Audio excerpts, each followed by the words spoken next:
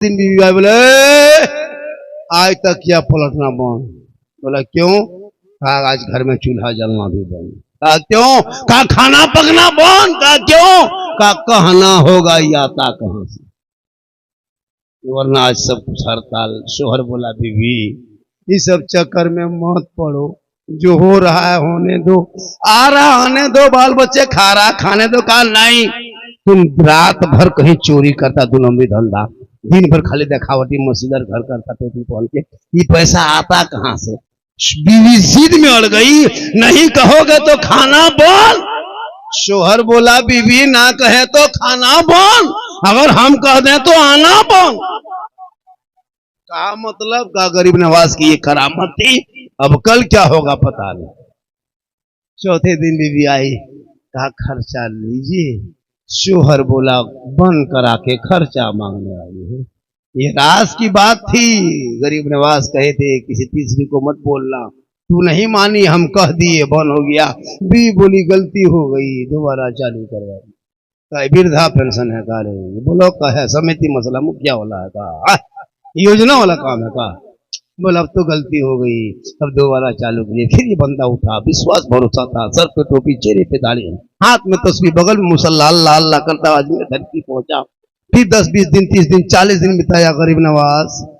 छोटे छोटे बच्चे छोड़ के आए हैं, फाका कशी में जिंदगी कट रही है। जो रकम जाती थी बाबा वो बंद हो गई है, वो राज की बात थी, फाश हो गई। बीबी नहीं मानी, या बाबा कर्म कर दे, अब किसी को नहीं कहेंगे, अब तो कर्म कर दे, गरीब को नवाज दे। या गरीब नवाज दिल से रोया, दोबारा गरीब नवाज का जलवा सामने आया। कहे सुभान,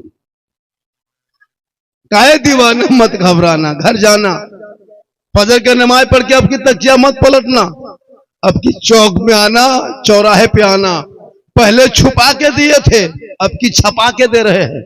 पहले कहा तो बंद हो गया, अब की नहीं कहेगा तो बंद होगा, क्योंकि पहले हम छुपा दिए थे, अब छपा दिए हैं। अब चौक में खड़े होकर 10-20 के आदमी कह लेना, तब तक क्या पलटाना।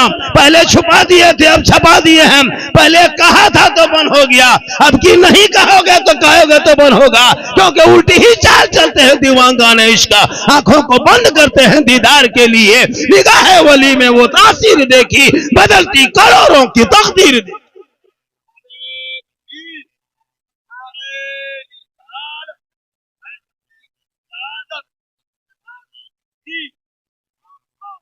इसलिए बोली के दरबार में जाओ, आने के बाद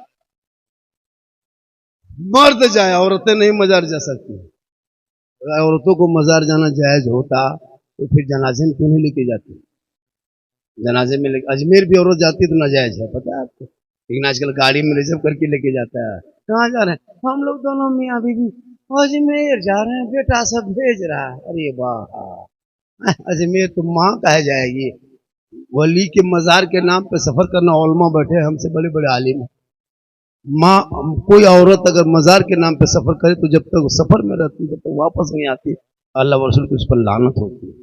वो घर में रहे, शोहर से मोहब्बत कर, इतनी शोहर से मोहब्बत करके शोहर के मर्जी के खिलाफ कोई काम मत करो। शोहर से इतनी मोहब्बत करके शोहर को सलाम करो, श्रृंगार करो, घर में रहो, शोहर के पास रहो, तो 2 रकात नफल का सवाब मिलेगा। क्यों अजमेर जाएगी वो? क्यों कलियर कचोचा जाए?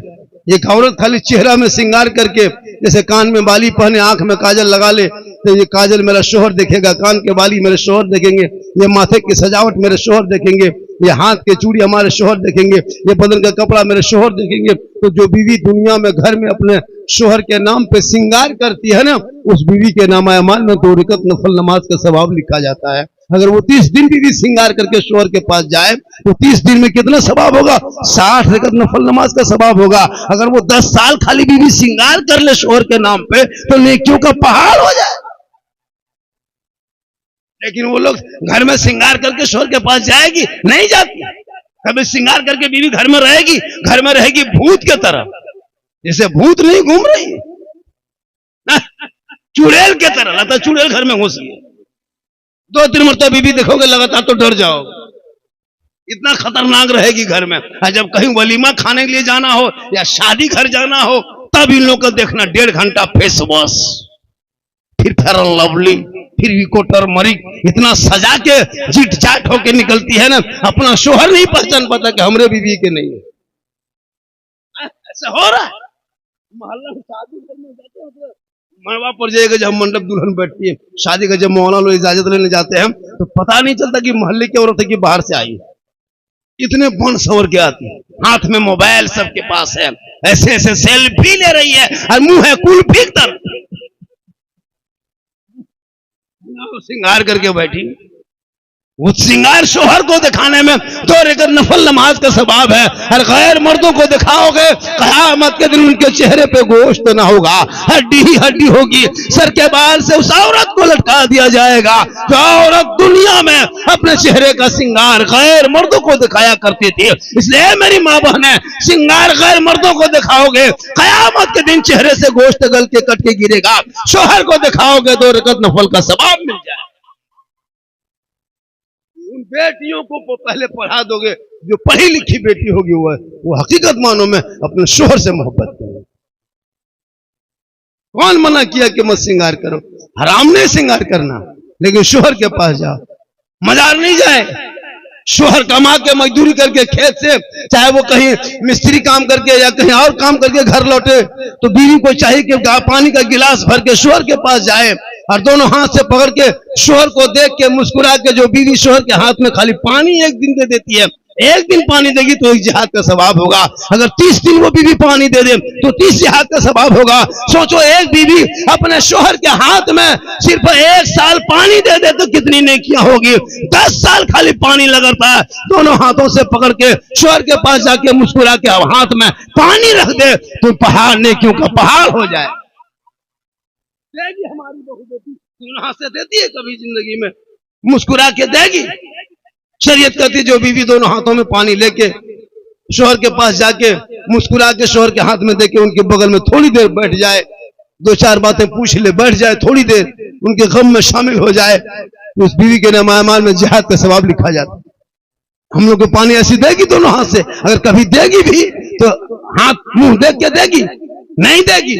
अगर देगी तो गिलास इधर मुंह इधर, क्योंकि पढ़ी लिखी है नहीं। आपने शादी में अपने बेटे का 3 लाख लिया था, 4 लाख मांगा बेटी बाप से, केटीएम गाड़ी तक मांग लिया। इतना बड़ा भिखमंगा फकीर मुसलमान बन के बैठा है, इतना बड़ा बेटा बाप फकीर कि बेटी बाप पैसा दे तब तुम शादी करोगे, और फिर कहोगे मौलाना इस्लाम खतरे में। 4-4 लाख 5-5 लाख मांगता है, शर्म नहीं आती? 5 लाख 4 लाख बेटी बाप से खेत बेचवा दिया, बकरी बेचवा दिया, खस्सी बेचवा दिया, गोरू बेचवा दिया, और वो पैसा लेकर के तुम पड़ाका फोड़ते हो, डीजे बजाते हो।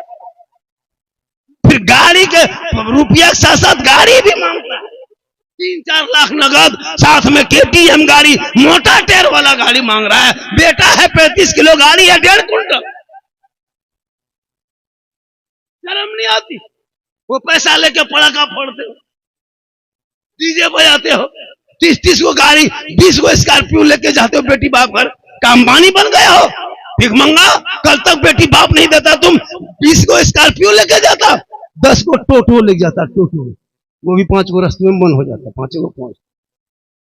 तो बेटी बाप का पैसा है, 20-20 को गाड़ी कर लिया, अरे बाप। अब फिर 300 आदमी बोझ के ले गया है, 300 आदमी लेके गया है, वो पैसा लेके बेचारा खाया, फिर उसमें सवार किया, चल बोझ बना के जाके बेटी घर 300 आदमी उतार दिया। मेरा अपना आदमी है, बहुत रमानों से अच्छा से स्वागत करो। बताओ, वो रिश्वत हराम।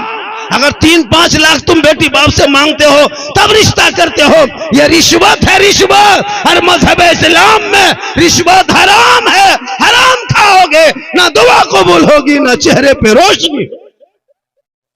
5-5 लाख लेकर के आप खाते हैं, हम लोग को भी खिला देते हैं, इमाम को भी खिला दिया, मौलाना भी खिला दिया। 4 लाख ले लिया, हराम का पैसा मौलाना भी खिला दिया। वो मौलाना कुछ फूंकता है तो असर नहीं हो रहा है। एक जगह हुआ, मेरे पास आया, वो झारखंडी बाबा आए, थोड़ा बचवा फूंकवा लेते हैं, बचवा हल्का हल्का रो रहा था, ठीक फूंके हैं, चिल्लाने लगे। झारखंडी बाबा थोड़ा ठीक से फूंकिए, हमने ठीक से फूके है, लेकिन बेटा बाप 4 लाख लिया था, हमको खिला दिया, फूकना असर खत्म। अगर दोबारा फूकेंगे तुम फिर रोगे, फिर बच्चे रो रहा, फिर बच्चा मैया रोगे। अजब हाल हो गया। हराम तुम खाओगे, पड़ाका लेके जाते हो, शर्म नहीं? इस्लाम में पड़ाका मना है, आतिशबाजी मना है शरीयत में। तुम किस किताब में पढ़ो हो?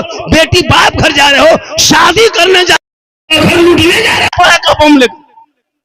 इसलिए मुसलमानों, अब के शादी में पड़ाका बंद कर दो। अब पड़ाका से फायदा नहीं है। अब जब भी शादी करना 10-20 को बम लेके जाना, समझी घर उड़ा देना, सीधे जन्नत चला जाए। और पड़ाका लेके जाना, माटी समझते हो, फैक्ट्री में पड़ता है, बड़े बड़े खदान में, उसी को लेके जाना, चारों को नाम दे देना, उड़ा देना। 20-20 हजार का पड़ाका फोड़ता है। अरे इमाम को 10 रुपये का बोला कि हजरत बुलाया घर, देखा तो शीरनी रखल है, 3 गो अगरबत्ती जला के खड़ा, 5 का सिक्का बगल में पड़ा, इमाम का पड़ा घर।